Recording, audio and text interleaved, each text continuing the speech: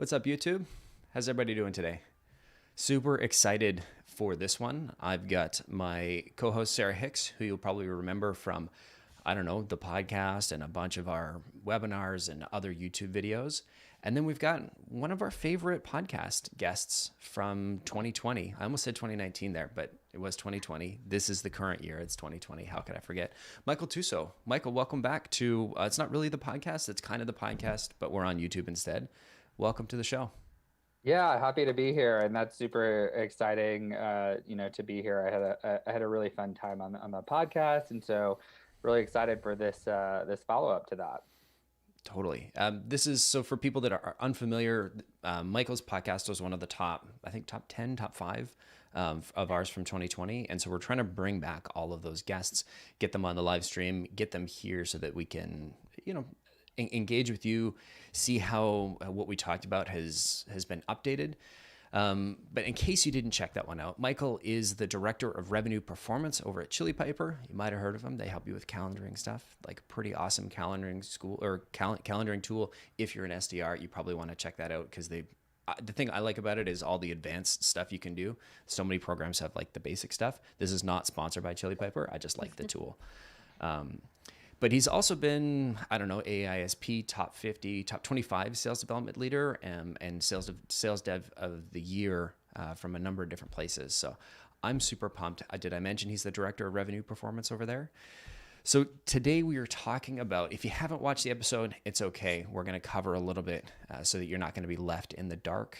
But today we'll just do a bit of a recap of what we talked about last time, sort of what has changed since, and then we're going to get sort of deep into, how does Michael personalize? How does he teach his team how to personalize that first touch? We're going to get a little bit meta. We'll talk about some copy strategy and talk about if Steve Jobs were alive, how he would write a cold email. We're going to leave that one to the end. And if we have a chance, we'd like to get into some sort of objection handling. But most importantly, we're here for you. Right? We want to help you with specific messaging that you're working on. So if you have examples, you can either email them to Maro. She's Marisol in the chat, and she's going to throw an email in there shortly, and she'll get them to you. Or you can just copy paste them into chat and give us some context, and we'll do our best to get those answered. And so while I think I've finished and I haven't forgotten anything, there's probably a call to action. There's going to be a PDF of an ebook that you're going to have to download. It's going to be awesome. Mara will not yet, but in a little bit, she's going to put a link in there, so you have to pay attention. But I'm going to say hey to the regulars. Sandra, great to see you again. Sonner, Glenn from St. Augustine, and Tom from Livermore. Great to see you all. If you're hanging out and you're live in chat, just come say hello. Let me know where you're. I always want to say dialing in from, but you're not actually dialing in. This is YouTube. It's not even dial up. You're probably not even dial up internet. Jacksonville, Rohan, what Jacksonville are you from? I know there's a couple. So anyway, with that being said, Michael, Sarah, welcome to the show. Sarah, I'm super pumped to get your context because you weren't here for the episode. Very rude of me not to invite you to a really cool podcast episode. Yeah. I know, I'm a jerk. And I'm going to get out of the way because I'm really excited to see what the two of you have come up with. Or what the two of you, are going to sort of share and sort of build on what was done before. So maybe I'll pass it back to Michael here. Can you tell us a little bit about, what we talked about on what we learned in the last time we had you on the show? Yeah, super fun conversation from my perspective. I think we kind of shared how Chili Piper does our prospecting at our company. Earlier in this year, we had some of our best months, which I think was even a surprise to us. In March and April, and since then have really been focused on sustainability and sustaining those metrics. So happy to talk through a little bit later, but particularly focused on how we construct our cadences and the philosophy that goes into metrics and messaging, and also how we kind of take the tribal element of our company. And the thing I always say is cadences shouldn't be set and forget. So we have a structured way to make sure that we're iterating and tweaking upon our messaging. That was really born out of, I was I think the 5th employee at Chili Piper, and very quickly and early on, we set this meeting where it was like a mind share um, of, people in different departments on kind of how to tackle this issue of like messaging. And it initially started as anecdotal feedback from me to the founding team on how to level up our messaging. That has grown to include, AEs or CMOs in that meeting, like product marketing. And we really think collaboratively. This is, one of the most important meetings of the week in the company, where so many different people are giving feedback. And so we really don't treat it as set and forget. We also spoke about, as I mentioned, metrics and thinking through those a little bit more, and particularly like our first two messages that we send out to people as well. So that's a really brief recap of what we covered last time. A couple things that I really, really loved from the episode and stood out to me. Specifically, as Michael just mentioned, they had some of their best months right in kind of the thick of the beginning of COVID. And what was really interesting, Michael, is that you guys, of course, like everybody else, thought like, okay, we've got to adjust our messaging. Like something huge has just happened in the world and the market. Let's adjust. How are we going to rejig things here? And you did a little bit of experimentation and actually found very quickly that the COVID-centric or empathetic messaging didn't work. And in fact, the historical messaging that had always worked outperformed that kind of new messaging. And I think that's so interesting because I think we all experienced that. We all had this knee-jerk reaction where we were like, okay, like how do we address this thing in our messaging? And I think we all learned pretty quickly that like we don't have to, because the whole world already knows. Mm-hmm. So I thought that was super interesting. And then the other thing around the metrics, how you guys basically back up all your decisions with the data and balance out that human element, these meetings that you have with the whole team from the most junior SDR up to the CEO, balancing that with the data that backs up kind of the proof. Yeah. I think that's a super interesting thing that, I'd love that. Those points I think are ongoing in whatever messaging. Yeah, that was born kind of out of an awkward experience. And I think I was experiencing that from like being a prospect to other people. And anytime I like encounter something that is interesting, I immediately turn around and share it to the team, because like it's one thing for me to like tell people, it's totally different if they feel what I feel. And so I try to like really take down that barrier. I think sometimes like sales leaders can be a little bit guarded. I don't want that. I want them to like feel like, even like when I do role plays, I'm like, you do it, then I'm going to do it too. Right. And you can critique me. Like everyone has room for improvement, so, cause I want them to like feel what I feel, cause then they'll remember it and then they feel like more like engaged. So there's this cold call I received, and the SDR was like, it was so awkward. It was like, and I'm not being critical of the SDR. I'm more so used it to inform how I would decide to sell through COVID. And it was like, yeah, let me know how I can help. I know these are challenging times, like COVID. And I was like, wow, that is really not how I want to handle this. Just being on the receiving end of that. And I kind of gave that feedback to that person because I think it's important. And then I think our CEO is experiencing that, like him getting that type of feedback too. Months later, a lot of the enablement engagement companies were publishing data, that caught up with this theory that we had that was like, yeah, don't do this in your email cadences. But in the moment, I was like, no one knows what's going to happen. I don't know what's going to happen. I was in college during the last big, economic crisis. But I know if you kind of focus on,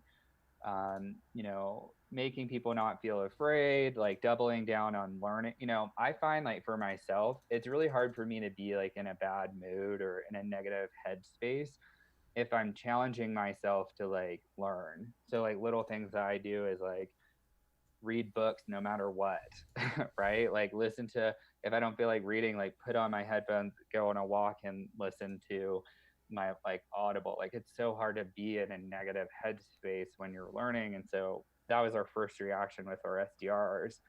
That I think also really came through in that messaging and that decision to revert back to like what was working. And then the thing was, if they had something that the prospect led with about COVID, then we met them with that empathy. And then that was like super important. The way that we saw it was like not just helping for help's sake. Like Chili Pepper's not a health company. You know, we can't really help with like COVID.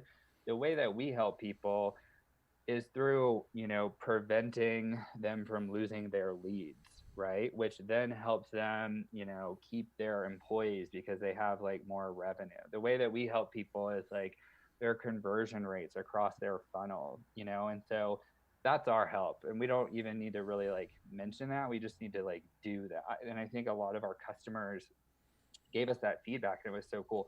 We did see a little bit of a churn dip that I think some other companies like face too.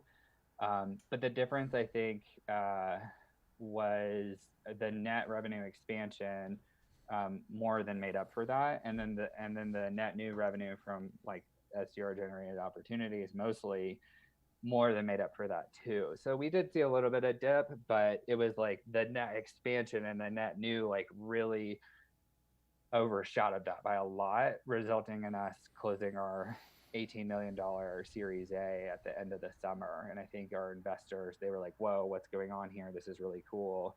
And I credit that to the hard work of the SDRs largely as a big portion of that. And so I think that they responded. You know, sometimes we don't always give the SDRs the credit. We credit the people who are coming up with the strategies.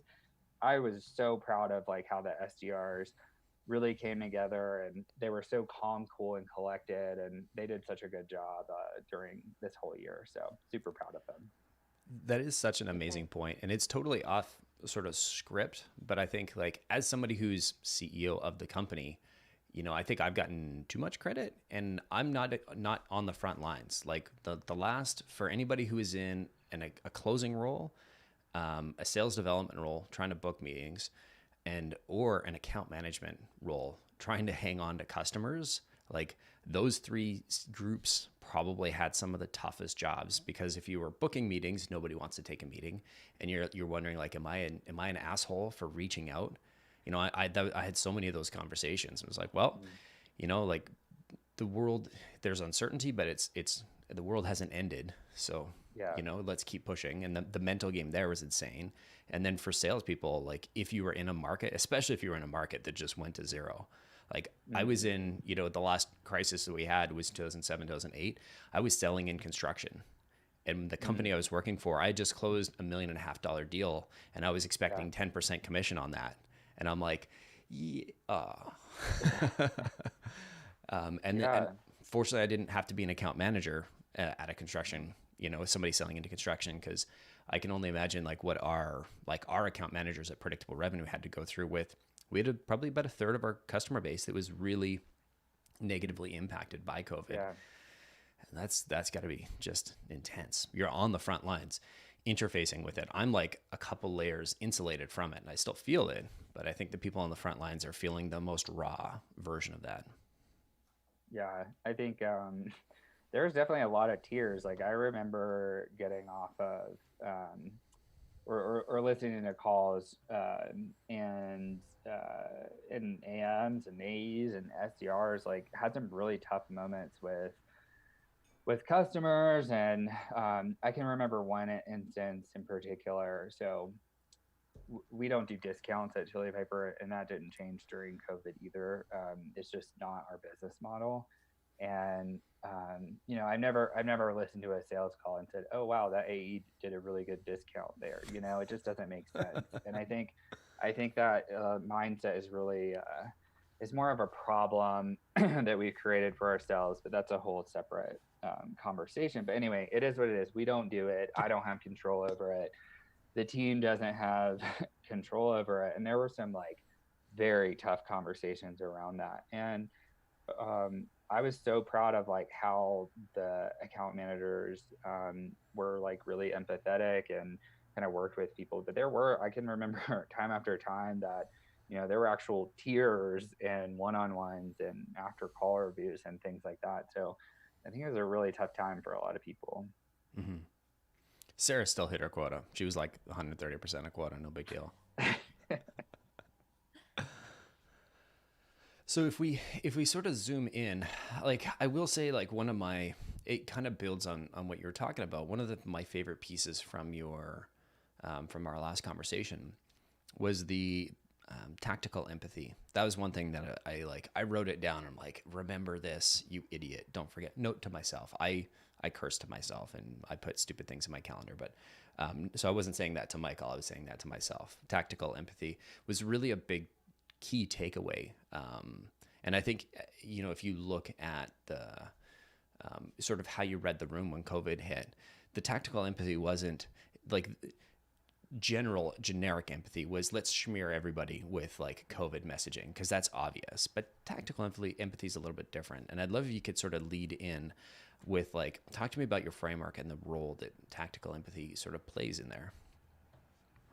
Yeah, I think some of the problem I had with that generic kind of play that you just mentioned is that really is kind of lazy, and that's like really how I feel about it. And I think what the difference between that and tactical empathy is that you're being responsive to that particular moment in time. And so a lot of our training has really been focused on being able to like actually read a prospect and then deploy the right solution at the right time for them. And I know that might seem like obvious, but there's a lot of data that actually backs that up too. I can actually, there's some data out of the Sales Institute at Florida State University. And it basically says that like top performers are selectively deploying their sales methodologies and not doing a spray and pray sales methodology approach to everyone. So they were actually not listening to their managers 100% of the time. And it wasn't that they were kind of being rebels, right? It's that they were reading the prospect and deploying the right thing at the right time. That's the muscle that we really try to like work. And we do kind of think of it like a muscle, like how do you deploy the right thing at the right time? And it takes longer from a coaching perspective.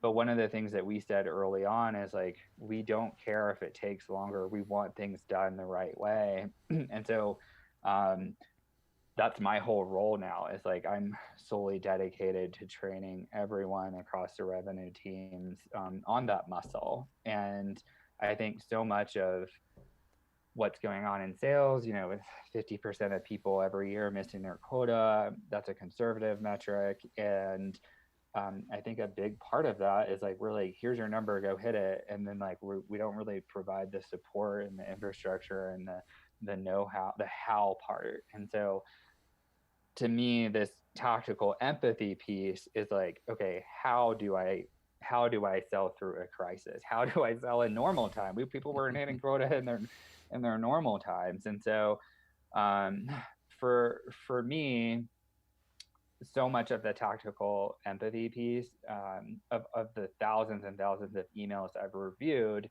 I kind of noticed that, as things moved in the trajectory of email, no one was coaching to email replies or responses. I was like, that's a bit weird. Like, I'm going to try this for a month. And then the results were like really, really good. But it was really also just kind of helping the SDR build their kind of business skills. So they were like, see how we would handle objections. And it's so simple, but so much of it was just like getting to the heart of what that person cared about. And the exercise that I would always do was like, okay, I want you to try to write the email first, or you to, say what you would say to the prospect first. And so frequently it would be off script, or not directly on what their concern was. And it's like, if we just address literally what they care about, it will take you like so far. And so I think that understanding component, like, and really saying, not your pitch, not your knee jerk, not the product training that you have, not deploying that, literally deploying what it is that person cares about. And if it's, if it's not on the quote straight line, as that's the one sales framework. If it's not on the straight line, then you reframe to get them back on the straight line. But like, start with like what it is that they actually care about and focus on that is like such a big part of, I think, what makes our top salespeople really successful. So that's been a huge focus for us. Sarah, I'm curious how that resonates with you, and if you have any examples that kind of come to mind. Yeah, I think so much of what you're talking about in terms of like meeting the prospect where they are is super important, literally at every stage of the sales process, from like that very first conversation as an SDR to the close, to even the account management kind of still conversing with that prospect. And one of the people who comes up time and time again is like a really good example for this, and somebody that you even mentioned, Michael, in the podcast, is Chris Voss. Of course, kind of the king of like negotiation and all of the skills that are necessary for this particular skill. Basically, he'll help you build whatever this goes into this skill. So the idea of kind of being able to read and mirror and ask the right questions and all that kind of stuff. And I think you're right that piece, because it's intangible, is not the thing that we train, because you can't, even if you gave somebody, like, I don't know, you hire a new SDR, you give them never split the difference, they're not going to come out of that being an expert at like reading people. It requires a lot of ongoing practice. And I think there's like no framework for that in a lot of different companies. And so I think you bring up, a really interesting point, that we equip our SDRs with data, cold call training. We give them all the tools they need, sales enablement tools, blah, blah, blah. And then we don't teach them how to interact with people, different people. I think. Yeah. That's so good. I was just reading an article about this morning because I was trying to share it with one of our salespeople. But so I've like thought about this a lot, and I think the brain wants to, the human, like, you have to go back to human psychology. Like, that's why everyone says, oh, like, you should almost read psychology books over sales books. And I think that's like really important. But if you go back to the human mind, like, I think part of it is like, the mind wants to be a little bit lazy. Like, it wants to oversimplify. It wants that easy, like, thing. Oh, I just do this every time. Some psychologists call it schema, right? You reduce things to bite-sized chunks so that you can use that to view a really complex world. But we're finding as the world gets more and more complex, it actually like doesn't work really well. And so this, like, there's a few things going on here, but one of everything you just said was so great. The big thing there is that reading is great and everyone should do it. And, someone summarizes everything they learned in their entire career, and you can read it in 4 hours. Like, do that, because it reinforces everything that you're doing. But there's also the skill piece. And if you don't bring that skill to life, then it can be like so lost. So that's what I really loved about like what you said, and that skill piece should be breaking through that want to be simple. Like, we want to make everything into these, if I just like press these 3 buttons, I get sales, and it just doesn't work that way. And we see that carried out in these messaging that we are all so tired of, right? Like, if you think of an average SDR or anybody's email that you like received today, I'll give an example. So I wrote an article. It was purely for experimental reasons. It's still sitting on my LinkedIn profile.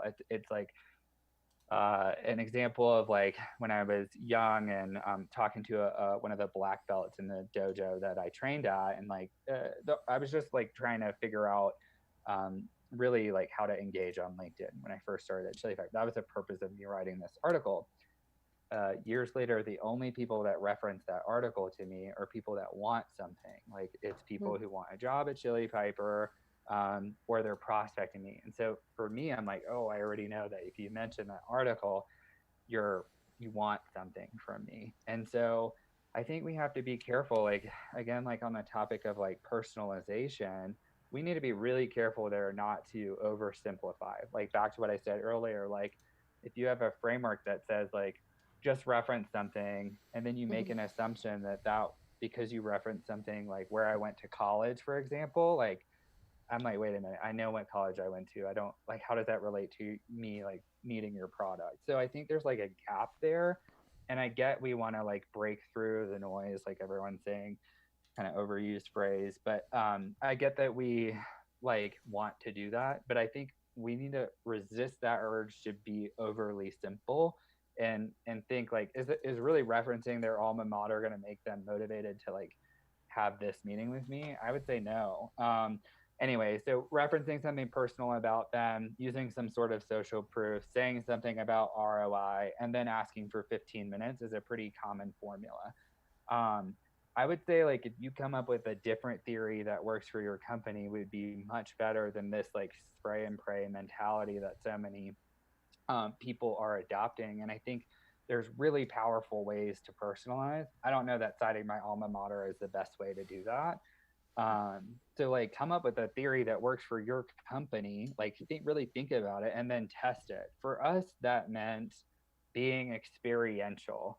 Like no one's talking about that in emails right now. Like what if people got that glimpse, that experiential feeling, that before and after of your actual product? What about visual prospecting, right? Like we're talking about how social media is moving from largely text-based to visual based, and oh wait, sound based is coming in here too. Like these things are so interesting, but the human mind goes back to being simple, right? And then we go back to this same old, saw you're a black belt, we can help you be a ninja. Like don't send me emails like that. Like so I just think that we need to like resist the urge to be simple and really think through what works for us in a causal way. And it's more difficult to do that, but the results are far more reaching there. So you would be angry with us if I titled this like how to get a black belt in prospecting? I would not be angry with you. I just think disappointed. Yeah.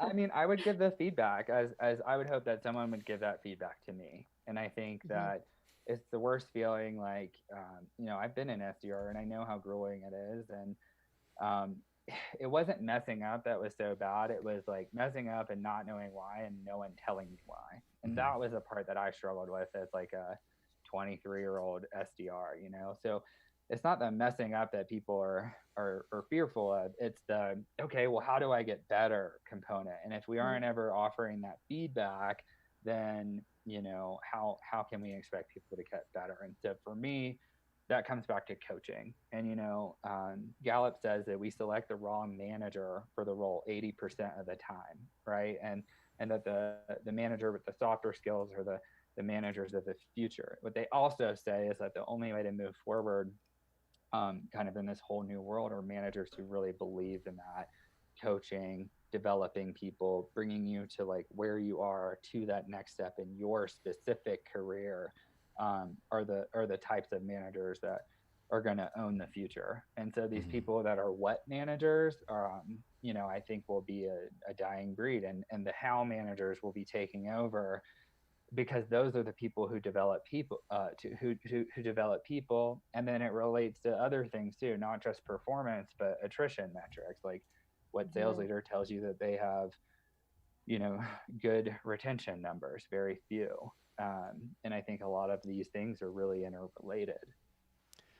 Totally. I want to highlight. I want to come back to that. I do want to highlight something that you mentioned that was like obvious, non-obvious, and that I think I struggled with when I was learning sales. And like my way of learning sales was, people told me in like high school that I was like, oh, you'd be good at sales. I worked in retail sales. I could always talk, but being a good talker doesn't mean you're good at sales. And it's almost like, I wouldn't say an impediment to being a good salesperson, but it kind of was. Like in some ways it made some things easier, but in other ways I got in my way so much.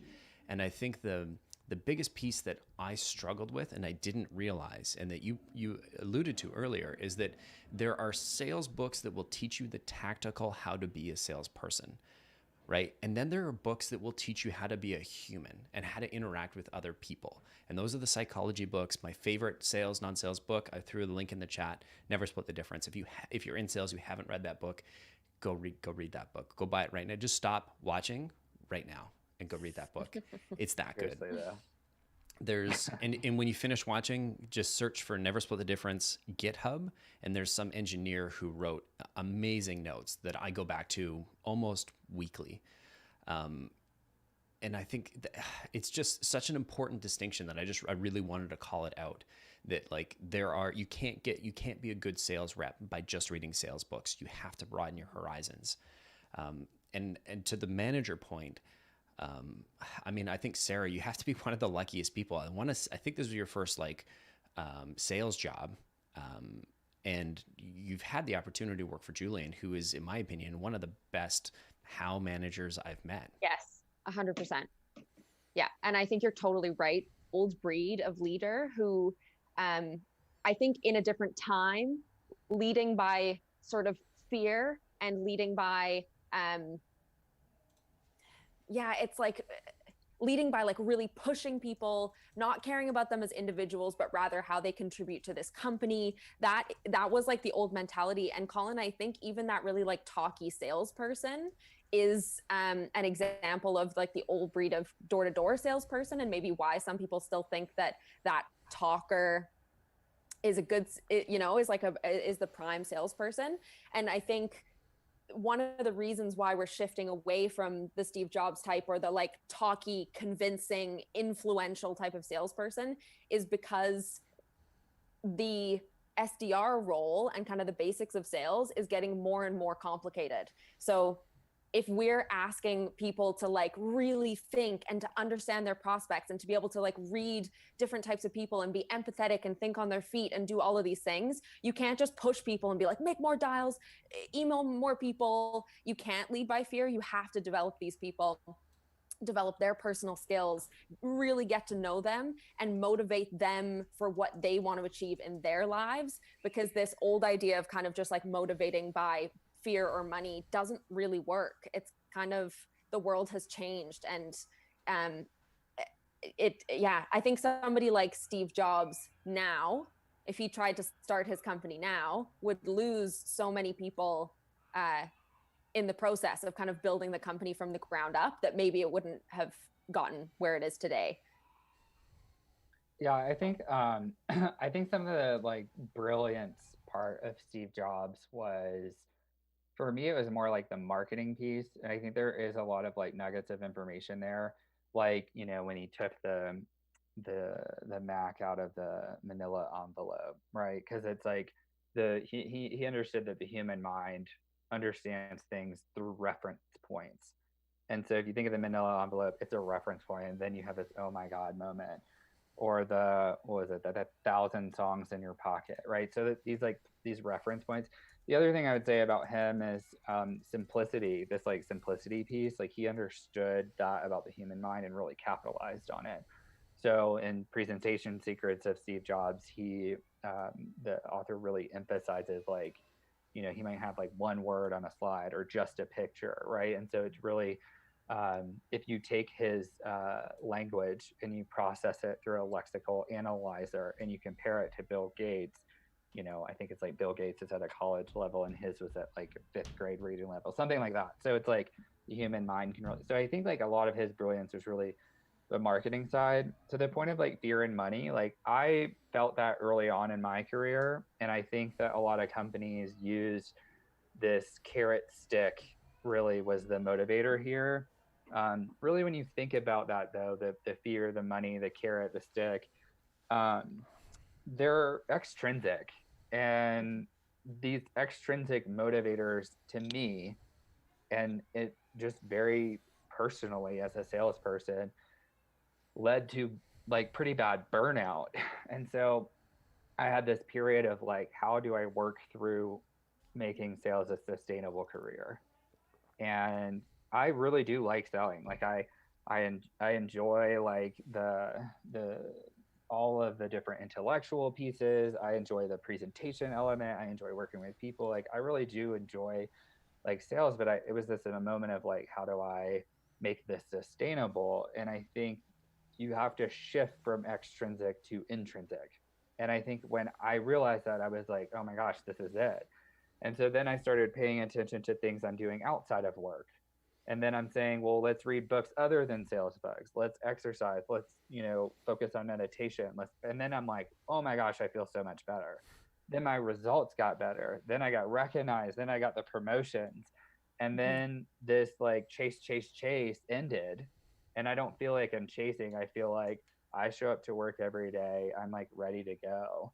And so that was a bit of a process for me to like figure out. And so that's why I focused on coaching so much. And that's why I always talk about it, because it builds that intrinsic motivation. People need to feel connected to their work. They really need to feel engaged with their management. And so if you shift from the innate human like needs and away from this carrot stick fear motivator mentality, now you have sustainability. Now you have retention. Now you have this, we talk about repeatable scale model. How about like retaining your people as a part of that repeatability? And so I think for me, like that was like huge.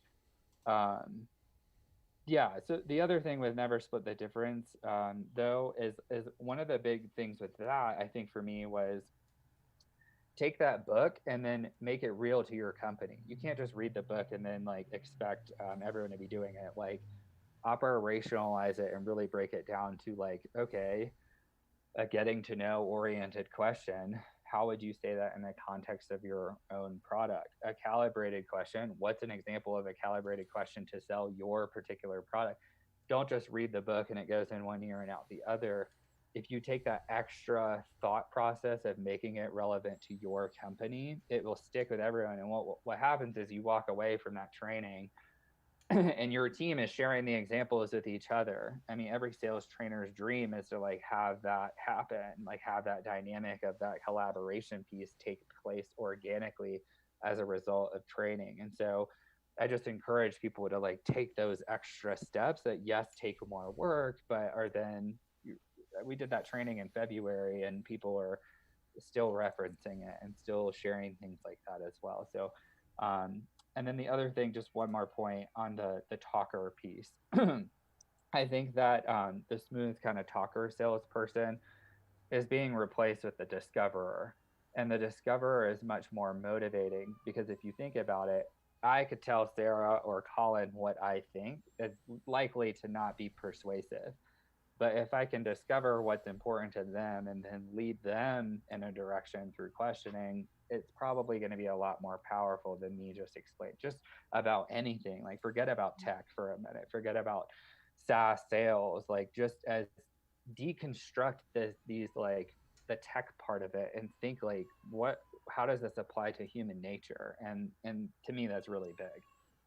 Colin, I think that goes to a point that you mention often, which is like that smooth talking salesperson would have been able to win people over back in the day because the person they were speaking to about that topic didn't know anything about it. And so they were trusted as the expert. And it was like, okay, if you tell me that this vacuum is worth $3,000 and will like change my life, okay, yeah, I believe you. You must be telling the truth. And now because that buyer has so much access to information, they likely already know everything about your product. So what they want to know is how it's actually going to change their life, help them achieve their goals and hit their targets as that particular persona or whatever in that company. Totally. Yeah. And I feel like I need to jump in as like the elder salesperson here. But like, I think if you think back to like the vacuum salespeople, they obviously have a bad reputation. There was one company that was terrible. But if you think back to like salespeople of yore, back in the day before the internet existed, there was no internet. So people needed the information they needed to get it somehow. And you could either read a brochure or you could talk to a salesperson. And the salespeople had to be these sources of information. That's still the case. It's just the prospects are more educated. And so you can have a more advanced conversation. Now, when I started out, I was kind of in on the precipice of the internet being relevant. Like there was stuff that was on the internet, but it wasn't, and people were saying, oh, it's there, but I was selling into construction. So in some ways I was on the precipice, and other ways I was in the dark ages because I saw the fax people quotes, which was insane. If you don't know what a fax machine is, you just thank God you got PandaDoc and Proposify and all these great tools. You don't have to fax anything. But I will say, like, and not in defense of salespeople that are talkers, I don't think it's a style. I think it's a level of maturity. And maybe almost a coping mechanism is you sort of default, as Chris talks about in the book, you default to your lowest level of preparedness. right? And my lowest level of preparedness was my ability to just talk. There were multiple different types of salespeople. I was one type of salesperson. As I've progressed in my career, and I still see myself as like my trade is sales. As I've progressed, I talk way less. I talk and I ask better questions and I get deeper into the conversation. Now, along the same lines, sales has certainly evolved, but I think there's still, if you are one of these people that are talkers and that's your coping mechanism, that's okay. It's not like you're a bad salesperson or you need to go to sales jail because you talk too much. It's just something you need chorus or gong in there watching you to tell you what your split of the conversation was, to teach you to shut the hell up, which I certainly needed, and I'll practice that now. No, I think that's a good point. And I think it's most people's like most basic level of preparedness, because you come into your role, you learn everything about your target prospects, you learn your offerings inside and out, and that feels good. And you're meant to do that. And that's usually going back to this whole coaching thing and continually teaching salespeople how to have this empathy. Because we don't teach that, of course, the basic level of preparedness is just going to be like real in-depth product knowledge, in which case, if the conversation has a lull, you're going to be like, so here's how it's going to 10x this, and here's how it's going to do that. So my question to Michael is, how do you create the framework to continually coach your salespeople on empathy? Yeah, lots of thoughts there. So I think like what you all said earlier was like head on about it's really an information asymmetry. And then the internet comes and democratizes information, makes it really accessible to people. The result, buyers are more informed. And I think there's a little bit of constricting of the decision-making process as well, like as a result of like 2008, 2009. But the big thing was information asymmetry, like that starts to dissolve. And I think that was like a big like component. So I really loved what you all said there.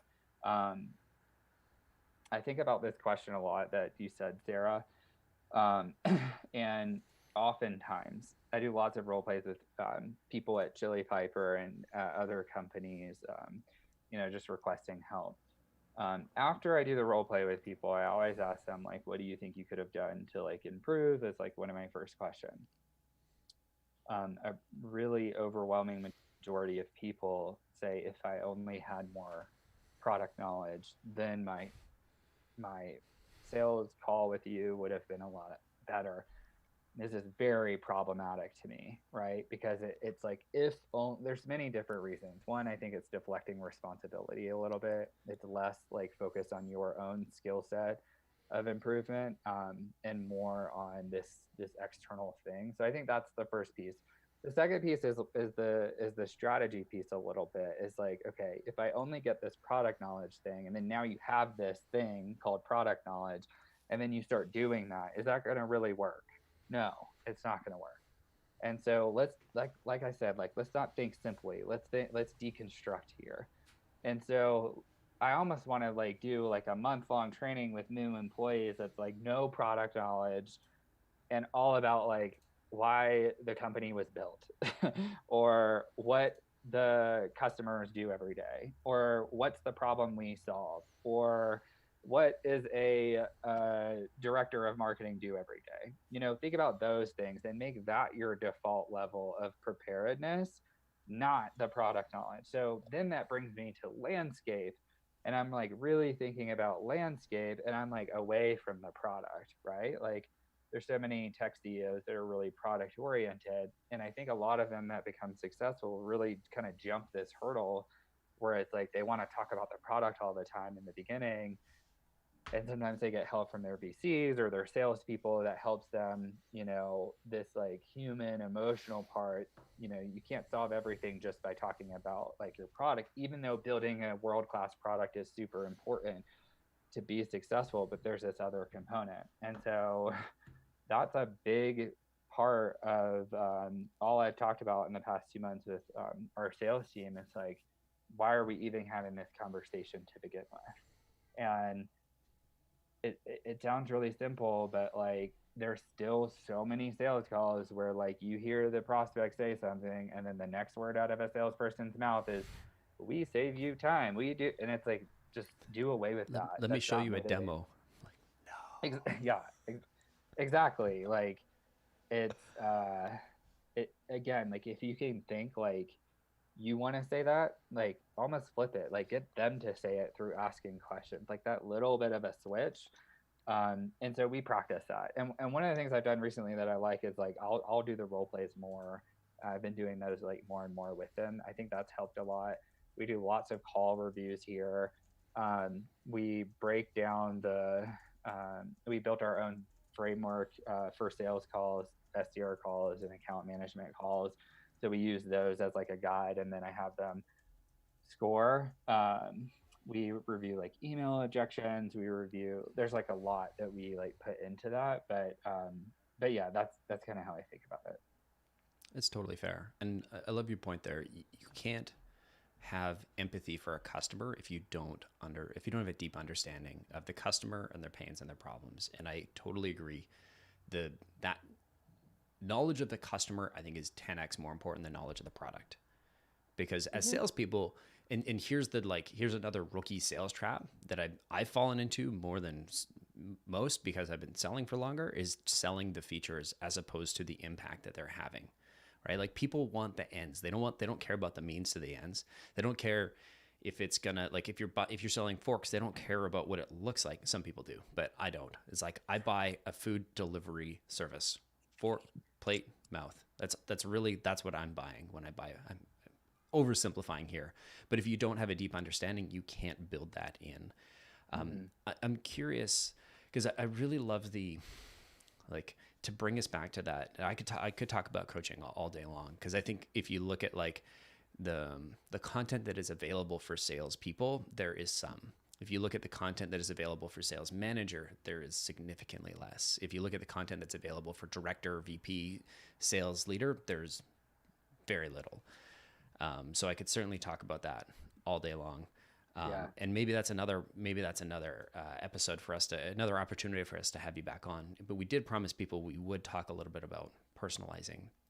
And I think to sort of tie it back, because I know that you've brought in research from outside, or knowledge from outside of sales, which is one of my favorite things to do. And we talked a little bit about Steve Jobs and how he was an asshole, and that is the persona.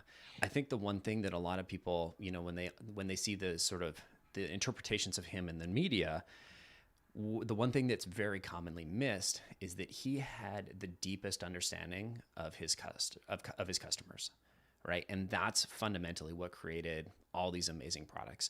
Was there this other wrapper around him that made him less palatable? 100%. But you can argue he's possibly one of the greatest salespeople to live, because not only did he sell a product, was he amazing at selling the product, but he was amazing at understanding what the customer needed before they even needed it. And so I'm curious, because I know you've done some research on, or done some reading on Steve Jobs and some other individuals that were really strong on the presentation side of things. Michael, I'd love you if we could sort of spend some time, like what were some highlights for you? What were some things that you brought in from outside of sales into helping, create better copy and messaging? Yeah, it's really funny because I just had a text from one of our AEs like 5 minutes ago about this. And it's not about Apple, actually. It's about Slack. So it's a more modern example. Not modern, but recent. Yeah, because Apple is so out of date now. Yeah, exactly. Nobody talks about Apple. But Slack is a newer, more recent fair. current events. There we go. Anyway, the text says, if there's one theme that emerges when founder Stuart Butterfield talks about Slack's success, is that the company made customer feedback the epicenter of its efforts. And I just really love that quote that she sent over in an article. I just really, really love that, because I think sometimes we have an idea in our head of what we think should work, and our own. It's a really common mistake I see of founders, actually, away from the sales manager for say, just even with a company strategy, it's a lot of, well, I think this, I think that. But I love that quote so much because it takes a step outside of the ego, and it makes sure that like reality wants what you're trying to build. And I think messaging should like be reflective of that too. Like that's why I think like you should swarm.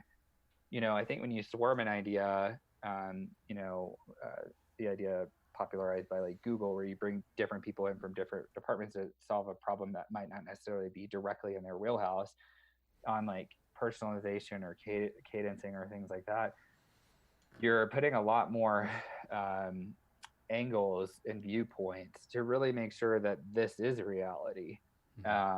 And I think that there's no better place for that in both the product strategy, but also the messaging. And a lot of the failed messaging that I've seen is this set and forget mentality, because some centralized like person, whether it's a VP of sales or some person that they delegated, wrote your cadences, or someone came up with a framework and then thousands of people adopted it and were like, wait a minute, that didn't really work. Again, mind wants to be simple, so break outside of that a little bit. So I think we ask those tough questions to ourselves, and we were honest about like, this doesn't work, this does work, in terms of personalization. Back to that topic a little bit. And so for us, personalization really meant that piece I said earlier about visual and experiential prospecting, but that has a lot to do with like our product, and like it's really easy to grasp when you can just like see it. And so if we hire an outside wheelhouse to like help us with like an aspect of the email that's customized to the prospect, but then we can do that at scale. What happens is they open the email, they know that it was for them and no one else in the world, but it was done at scale so that we can also achieve the quantity in order to be able to scale quickly. And I feel like people are either really good at one or really good at the other, but the key is doing both. And don't just grasp onto what I'm saying or anybody else is saying. I see a lot of oh, well, this dude on LinkedIn posted this, it's like, well, like dive into like what that actually means, and is that relevant to your organization? Like, some of this critical thinking, I feel like, is going away a little bit with some of our thinking in sales. And so like personalization, I think, is one of those topics that just, it sounds really good, right? I want to do that, right? And so, but like break down what you actually mean by that, and do the results correlate to like what you're building in the messaging. And so that's like really like how we think about that at our company. Mm-hmm. It's funny, when I first started this podcast, and well, not this podcast, this is YouTube, but when I first started the podcast, probably like 20 episodes in, I thought I was a genius, because I'm like, oh, I've talked to like Jake over at Rainforest, and he's got this and that. And I'm like, I'm going to go talk to the sales team. We're going to do what Jake does, and we're going to test it out. And then we did a side-by-side messaging test. And the thing that worked for Rainforest QA completely bombed for us. Of course, yeah. And I was like, and it took a couple of those iterations to realize like we're pulling like a very isolated piece of knowledge from one company. You can't just copy and paste it into a totally different operating system. Exactly. I think that's so important. And I think like, again, we want to be like, oh, so-and-so thought leader said this. And I'm like, okay, we'll like really dive into what they said. Like, just because they post on LinkedIn every day, maybe when's the last time they made a cold call? I'm sorry to say this, but a lot of those people I know personally, and they struggled as salespeople. So let's just like put that out there. Like, you can post on LinkedIn, and it doesn't necessarily mean that you are a great salesperson. You can have a really great strategy that works for Rainforest and doesn't work for, Chili Piper. Like, I think it's really, you got to break these things down a little bit more, and not just say plug and play. Like, let's break these, unpack what we're really talking about. And what we want to establish is, as much as we can, causal links to what we're trying to do. And like, if you can get away from like, this person did this and I'm going to copy them, and more like causality, like this causes this, I think it helps a lot. At least it helps you like get outside of trying to just replicate what other people have done. And maybe it will work for you, but you don't know that until you try it and try to think for yourself and what works for your company. Yeah, I mean, yeah, we've had the the experience of being able to take some of these things that we learn on the podcast and test them out. Like if you're curious, we check out our outbound labs where we literally test it out across, quite a number of, of our customers. So there's really good, interesting data there showing that, that's cool. That we had one video where I was like, I never used to send a connection, a note in the connection request, that I would just send it. And we had one example that we tested across, I don't know, 4 or 5 customers, and it proved that I was right. And I was like, yes. And they're like, okay, well, let's try and replicate that. And then we replicated it and we proved that I was wrong. I was like, great. So, what works for one company will not work for another. I'm curious on Sarah, I know you've read Never Split the Difference, sort of on bringing in the idea of bringing in outside knowledge and trying to synthesize it into something that works at predictable revenue or your organization specifically. I'm curious if there's sort of some favorites or some highlights that come to mind. And then I'd love to talk about sort of we'll pull it back to Michael and talk about sort of the Halbert copywriting method, because that piece always interests me.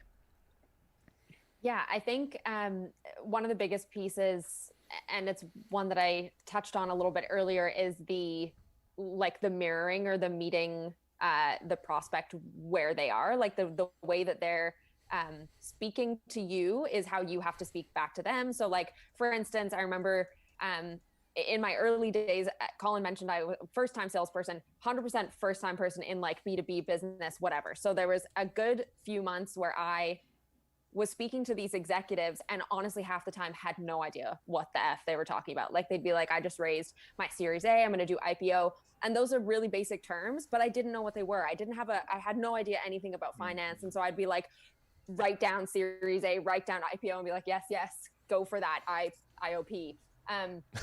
And so that was like a real challenge in terms of like meeting them at this level of like knowledge. And it was a lot of kind of fake it till you make it, and then go away, read, learn what they meant, and then come back and the next time be able to actually say, okay, yeah, Series A. Yes, I understand that you want to raise your Series A and I know what that means.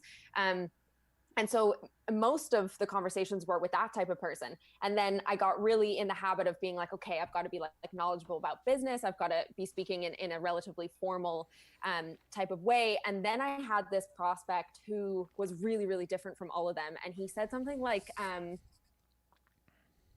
Sarah, I'm a straight shooter. I just want to know, like, are you guys going to fuck me? Is it going to work? Or are you going to fuck me or whatever? And I was like, oh my God, like I've been talking to all these CEOs who are super formal. What do I do? And I was like, you know what, James, talk to one of my experts, talk to one of my AEs. Cause to be honest, I don't want us to fuck you. And he'll let you know, you'll understand what we'd actually do. And you can make the decision for yourself if you think you're going to get fucked. And if it's a fit, it's a fit. And then he was like, you know what? Okay. And he was like, not interested in taking the call before. So it was an interesting kind of like on my feet, and honestly, maybe it wouldn't have worked in every scenario, but of sort of like matching this prospect in the way that they're speaking to you. Because obviously that's the way that they are comfortable speaking, and people are most comfortable with people that are similar to themselves. It's the reason why there's that like theory around people ending up in relationships with people that look like them, because they like to look at their own face most of all. And so it makes sense that if somebody speaks to you using certain words, use those words back to them. Same kind of thing if you do social selling on LinkedIn and you follow your prospects and you see the way they talk about their problems, what words they use, whatever, use those words in your posts. So that for me is like the biggest takeaway, because I think it applies to posting on LinkedIn, it applies to the live calls, and it applies to email copy. Of course, if you're sending out cold outreach, the first touch, you don't know, but you've got to adapt. You've got to be able to respond accordingly, basically, whenever someone responds in their way. So that's the biggest one for me. The second one is something that it took me much longer to sort of like internalize and put in practice. And it's the go for no, the idea of like steering clear of the yes. And this goes back actually to even kind of our old type of salesperson examples, but the old type of salesperson would go for yes. But these days it's like, somebody gave the example, it was Josh Braun gave the example of like when you walk through the mall and then the person at Sunglass Hut is like, do you need a new pair of glasses? do you like glasses? And you're like, I'm not going to say yes, because I know if I say yes, I've engaged in that conversation and I'm stuck. So going for no instead of a yes, it feels like less of a commitment from the prospect side. So for instance, like a call to action at the end of your email, instead of going like, is this something that you would like to talk about? Is this something that's a priority for you? That's asking for a yes. You say like, would it be a terrible idea to grab 15 minutes to chat about this as an option? And there's a little bit of a psychological thing there where the person feels like I can have the conversation. I haven't committed anything to that person. So that's another really interesting thing that I think that I learned from Chris. I'm just going to start a timer, because now that you've said that on the podcast or on the stream, it has about like a month or two of being effective, and then everybody's going to be saying it. And so just starting that 100%. Timer now, just as a reminder. So when that beeps, then we'll have to find something new, a new book. That's so true. I think you asked me the outside question, but I got excited about some other things. Yeah, go ahead.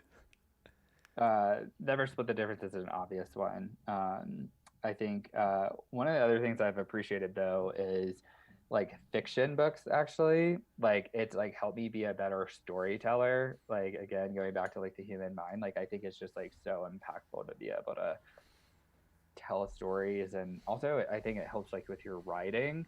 So like fiction books, like in general, that just like go to Amazon and pick like the top fiction selling books of the past couple of years, and that's a good start. I also really like reading On Writing by Stephen King. That was like my first like there's something here to copy, even though the book isn't directly about copy, but it it emphasizes the power of story and how to like start writing and things like that, and I thought that was good. I talked to Colin about the Halbert copywriting method part 3. One of our founders sent that to me and was like, here, like level up your writing game, because I used to spend a lot of time writing, and it did help. And then a marketer sent me a book that was Everybody Writes, and it got me thinking about copy. And maybe I don't agree with 100% of the things in the books, but it gets me like thinking like what works for me, and then what are the elements of good copy, even if I don't like someone else's copy. Like I think that's important to be able to like construct an email. I have seen cadences that look like reading like the client's technical manuals, right? Like we've literally received emails like that. And so I bet you they've never read a book on copy, like, or if they did, it was on technical appliance manual copy and not this type of copy. So I think like some of that like really helps. I think another big one that's missed though is reading what your prospects read. So I'm a little lucky in that I already do that because that's like part of my job. But if it's not, make that a part of your job. So if you're selling into a market, like read what they read, like digest it, understand it. And then what happens is you feel what they feel, and you're like playing in a totally different game. Like people don't want to make that extra work, but like if you're reading those articles, if you were like, oh my God, this happened today and this like those things are really important. And I think it helps you understand and capitalize on changes in market, and it also helps you adapt. I think that's a really great point. Everybody Writes. Same author as Everybody Poops? I don't think so.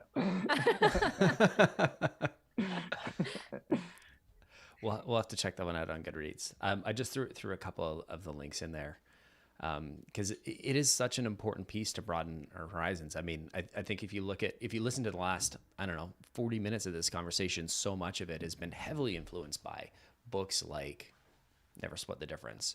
I think if you're to look at any of the messaging that Michael has, heavily influenced by really strong copy. But again, he's not copying and pasting from these books. It's sort of like, Sales School 201, 301. You're learning these principles, then you forget about them, and then the next time you go to write, it's that like conscious competence versus unconscious competence. If you're consistently adding more and more and more, you may not be able to pinpoint exactly where it came from, but it's back there somewhere.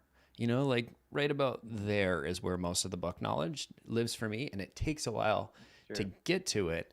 But I can tell you, as we were going through this, I'm like, oh yeah, that reminds me of this. That reminds me of this. And it's all these different ideas that will fire off when you're collaborating with somebody else's copy, or when you're helping you're coaching one of your peers, and when you're trying to sort of like interpret, this strange objection email that you've gotten from one of your prospects. Because I think, like, if I double click into this, the objection handling, and there's lots of people that write good copy, but that write good copy for their first email, and personalizing helps for sure. But if you look at, it's not just about the initial reply rate. I think there was maybe too much of that. If you look at like the content that people put out, it's like how to get 1,000,000% reply rates. Yeah. It's like, you can get 100% reply rate if you send one email to your mom, right? But anybody else that claims like triple digit reply rates is full of shit. And I think that so many people focus on that because that's the first hard thing. And it is a hard thing. But the second hard thing that's almost more important, it's not quite, but that's just there, is like converting that conversation from a conversation into a meeting. And so much of that, like, is objection handling, is sort of that. So I'm curious where the two of you stand on like, how do we not write good, because you can't totally script all of this stuff. And like you said, Michael, tactical empathy. I guess, how do you prep yourself, your teams, to handle these conversations and turn these great responses that you've helped them create into an actual meeting? And Caesar, love it. Beck Holland's Flip the Script stuff is super awesome. We had her at our first Own Your Growth conference back in May, I think it was. Amazing. One of my favorite people in sales, hands down. Same. So didn't mean to distract. Go ahead, Michael. Beck is awesome. I love the work that she's doing. Had a chance to kind of sit in and watch her kind of initial days and flip the script. So that it's super awesome to see her progress.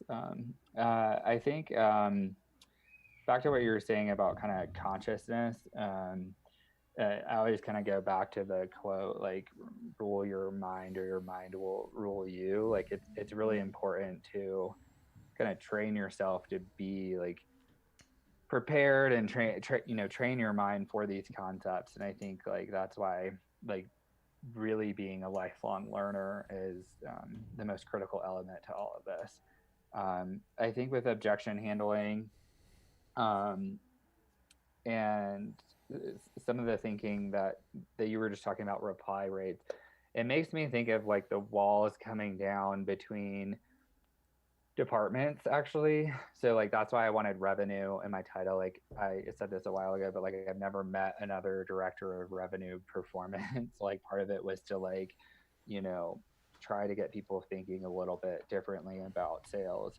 And I think part of that and why I wanted revenue is because it speaks to like these walls coming down between departments. And so if you think of marketing helping sales and, not just being measured on an MQL, but like thinking further on down the pipe, and sales development doing the same things.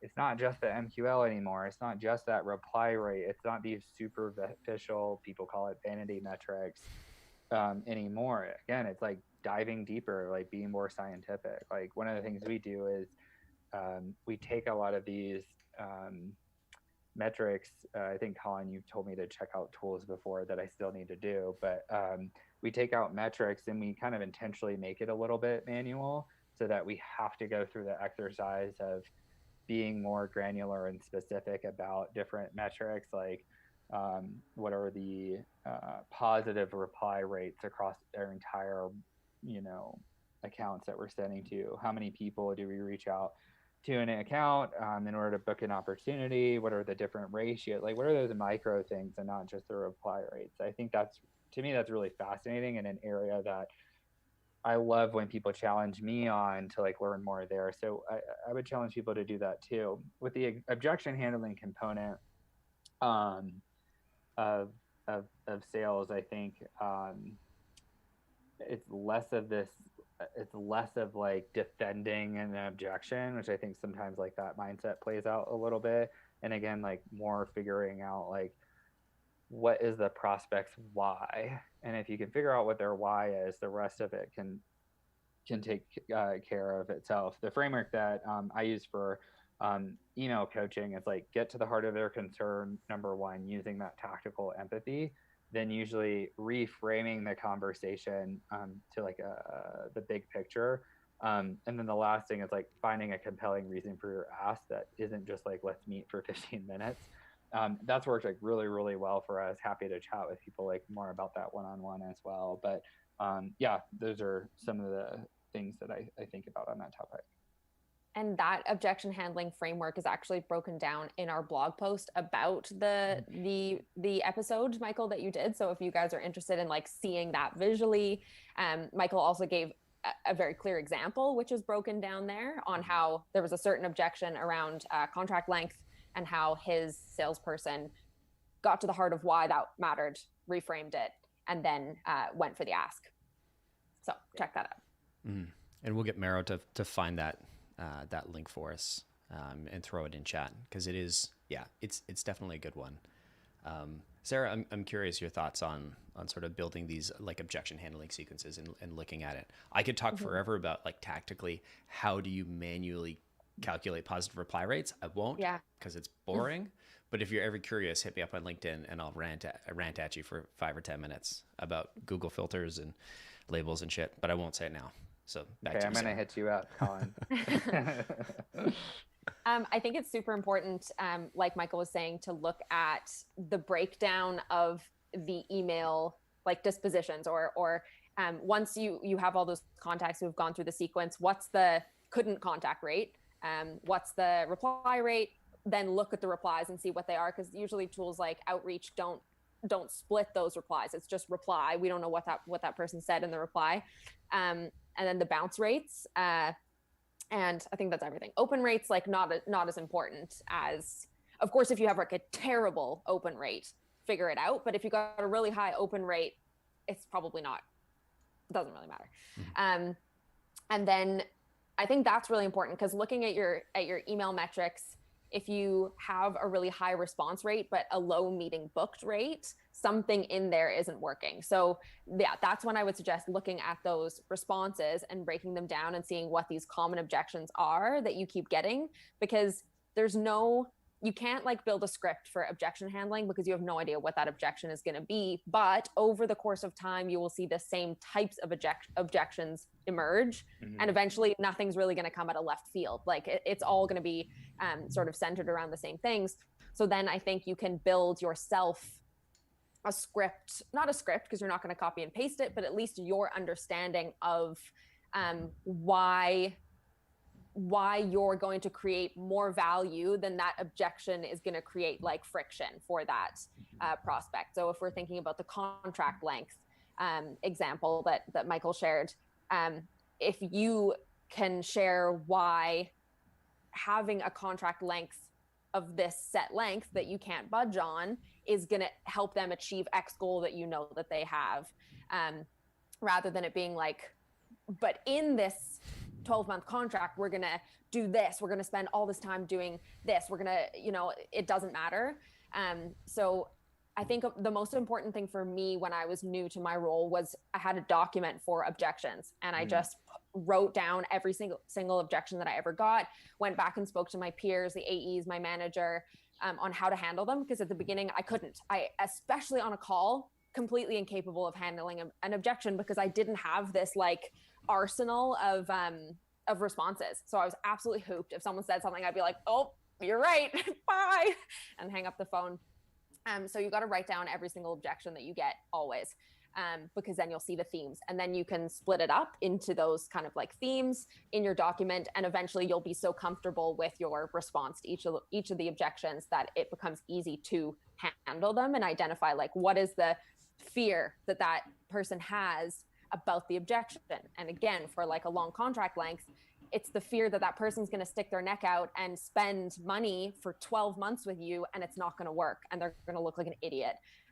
So how can you convince them that that's not the case? Because you're going to help them achieve the thing that they care about. So yeah, number one thing is to write them all down.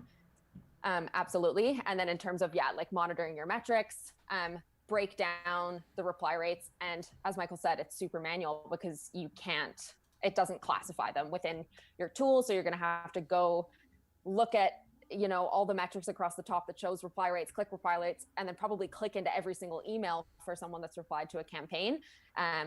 So better idea to kind of mark them as you go if they're negative, and write those objections down.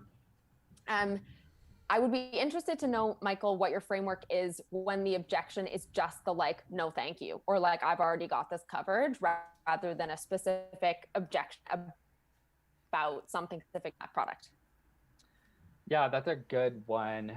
I think like so much of what I noticed there with objections like that are just like generic, a blanket no thank you, is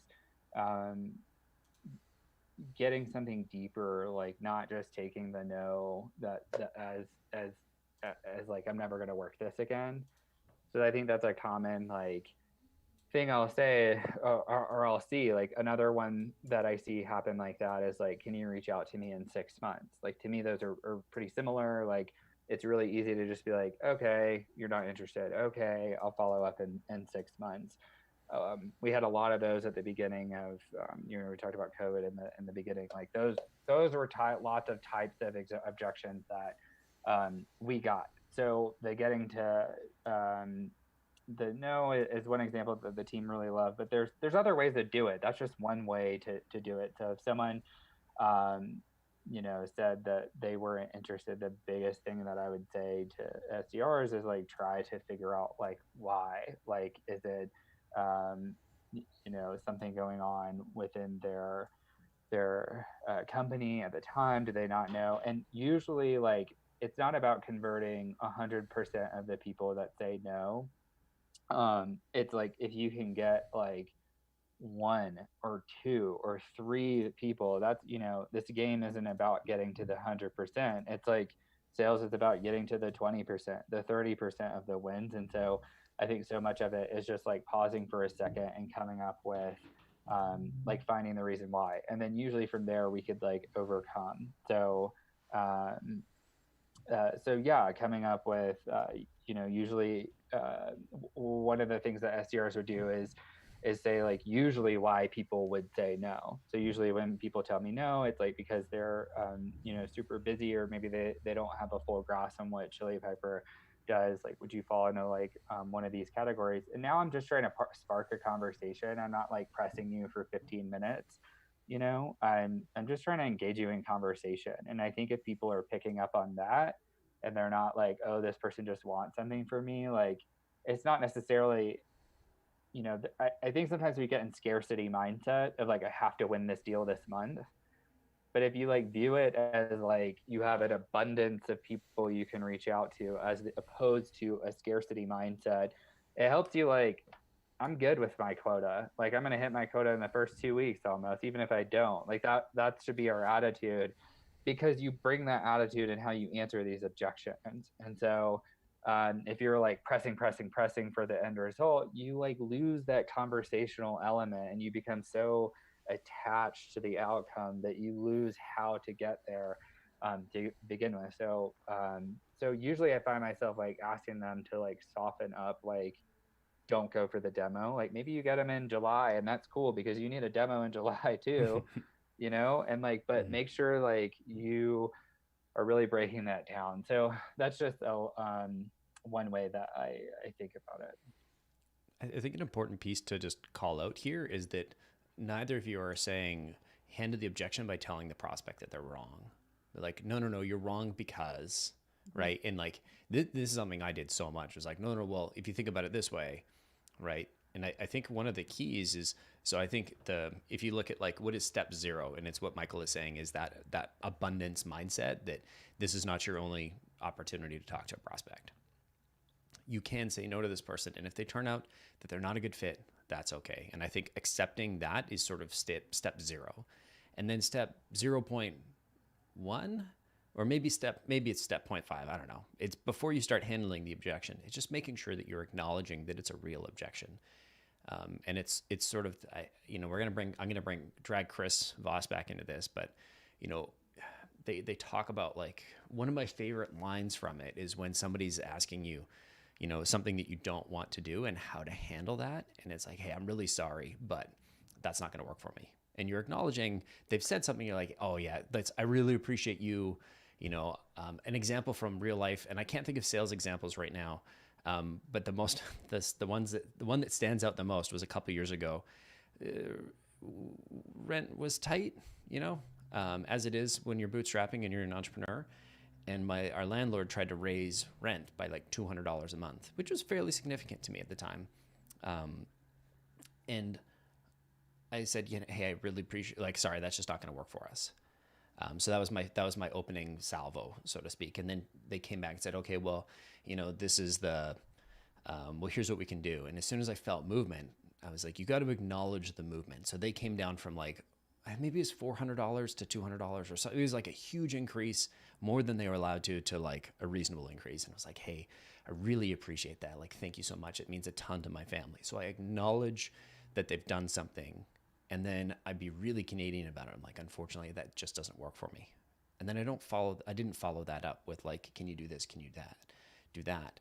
And in the same way, if I translate this into how I would handle an objection, is you need to acknowledge first that they've come to you with something like, oh, thanks for telling me. That's really helpful, right? As opposed to just saying, well, no, you're wrong, right? Because if you just jump to no, you're wrong, now you've lost the prospect, because nobody wants to open their email and be like, have a little asshole SDR telling them that, no, you're wrong. I don't say this to judge people. I say this because I've been that little asshole SDR that was like, no, you're wrong, no, you're wrong, no, you're wrong.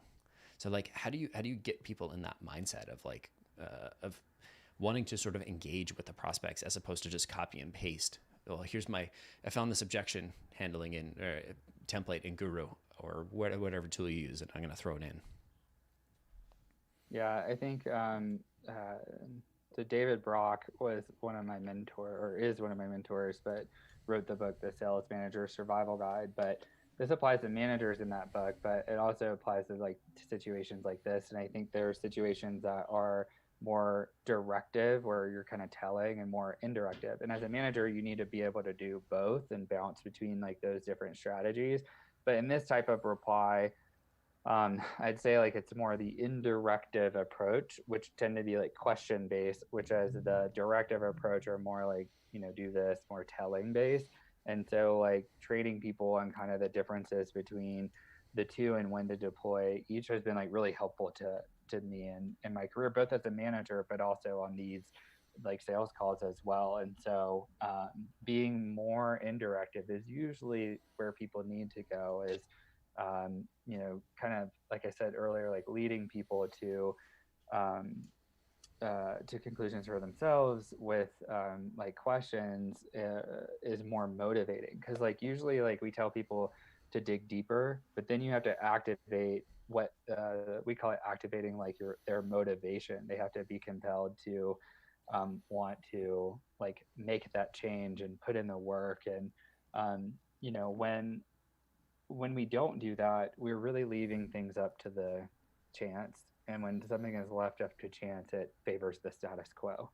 And so you have to think of this as not just pitching your product, but unselling the status quo. And you're not going to do that through pitching. You need to do that through leading them in a more broken down process. So that's really how I think about that. I love the piece, unselling the status quo. I want to be cognizant of your time. I definitely feel like you're one of those people I could just keep talking to about sales, and all of a sudden 3 hours has gone by. It's like, oh, wow. Yeah. So I'll bring things to a close in about 6 minutes. I want to leave an opportunity for chat, because I feel like we've kind of ignored you for a little bit, and I'm wondering, so questions for Michael or Sarah on how to handle objections. If you have any questions on personalization, if you have any questions on bringing in outside information, outside knowledge, now's your opportunity. I want to throw it back to Sarah, because we were talking about sort of objection handling. Maybe I should offer you the same opportunity that we're offering chat here. Is there anything that, while we've got Michael here, is there any question that we didn't get a chance to address? I don't think so. I think, my key question would have been around that, the generic objections. And you mentioned a great way basically to get them to be a detailed objection. And then we fall back on that framework that you've already provided us with. Mm-hmm. I don't think I have any other specific questions. Yeah, just one more thing there. So just like my style, like if anybody here listening has like real situations that like they want to talk through, like I'm really big on that and like working through like, okay, these things sound nice in theory. Like clearly we've all talked about this before and we care deeply about it and we all read about it and stuff like that.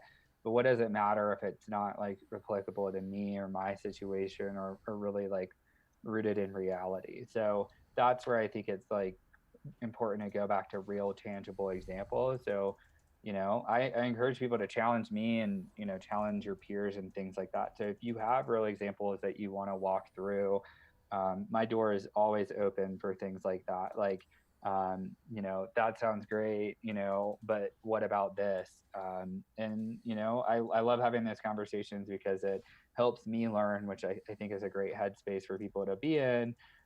But it's just so important to deal with real examples. The graduate schools are moving towards like a case study based methodology, right? It's not as even like medical schools, like friends who are doctors, like becoming maybe like less prescriptive and more like case study based. And like it's so interesting the innovation that's happening in other industries too. Like what can we take from hospitality like and apply, like there's so many interesting things that we can learn from each other. So, and I think a lot of this is rooted in like real examples. So always happy to chat those through. Perfect. And I threw your LinkedIn profile in chat there. Elliot had a question. Is there any resource that has a comprehensive list of objections and how to handle them? Is that for me or Sarah? I think Sarah brought that up. I would say no, there's not, because it's going to be so industry, persona, product, whatever specific. You can ask your company, like if there are more tenured salespeople who've encountered a bunch of objections, I would ask them. But no, I don't think that there are really common objections that are like too expensive, contracts too long. Mm-hmm. But beyond that, there's not going to be a common one. Yeah. Just real quick on that point, like map out the ones that are specific to your company. I bet you can't get over like 14 or 15. So like that's not that much work if you only have to write down 14 or 15. That's an example where preparedness can help you with other things while you're live on a call. So like you're trying to juggle so many things in a sales call. It's like being ready for a podcast. Like if you completely wing it, maybe the quality we get. If you have an idea, like you can focus on storytelling, delivery, tonality. Like you can focus on these other human elements that help you up your game. If you're having to react to the content piece, the objection itself, like, we just can't do everything on the fly. That's a perfect example of preparedness helping you focus on other things while you're live on a call. But go through the exercise yourself of documenting all of the objections for your own company, because there is no universal list. But at the same time, that list is going to be very short for every single company in the world. Like there's only so many ways you can say no. Mm-hmm. Beautiful. I will throw one resource that I found helpful, because there's Outreach has a list of like generic objections. And again, there's like generic business case objections. There's kind of fuck off, go away objections. And they give you some examples of how to handle those. But again, these aren't going to work for you. These are a starting place. So if you've never seen how to handle, if you don't have a sales manager that's giving you some of this content, they're helpful starting places, but I would not deploy them live on calls myself without workshopping them, personalizing them to my organization. So I'll throw that link in chat.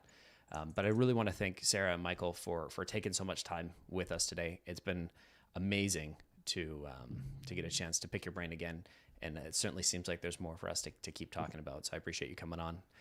Michael and Sarah, always love having you here. You bring such a great perspective. Thank you. Thank you. Super fun conversation as always. Thank you both. Right on. Well, thanks to the two of you and chat. I'm just going to hang out for one more second here. I'm going to throw that link in chat unless I already copy pasted it. Yeah, there we go. So it's in chat now. Elliot, you've got that. And everybody, we'll see you later. Thanks for hanging out. We'll see you all next week. See you later, Sandra. Bye, everybody. Bye, everybody. Bye. Murdering the stream now.